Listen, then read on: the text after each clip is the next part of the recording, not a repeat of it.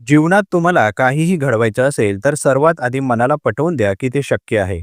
मानसशास्त्र सांगतं की आपल्या विचारांची ताकद आपल्या कृतींवर थेट परिणाम करते.